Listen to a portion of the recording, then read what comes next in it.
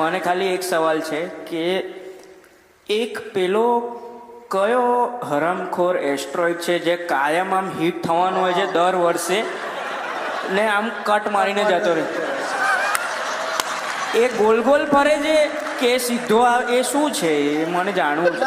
એ એવા છે ને બહુ જ બધા છે અને એવા આમ થોડુંક આમ નજીકથી આવીને જતા રહે છે એ જ સારું છે. એ સાચે આવે છે?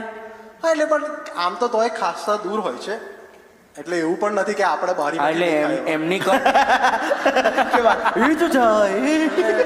એવું નથી પેલી આપણે ઉત્તરાયણની પતંગ ચગાવતા એના કેવું કટ મારીને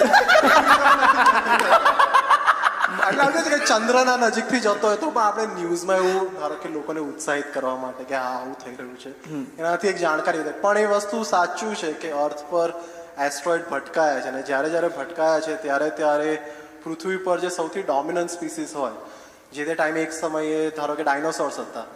આપણે આમ ભૂલી જઈએ છીએ વાત પણ પૃથ્વી પર ડાયનોસોર્સ મનુષ્ય કરતા 1000 ગણું વધારે રહી ચૂક્યા છે. પણ એ તો તમારું સત્ય છે ને.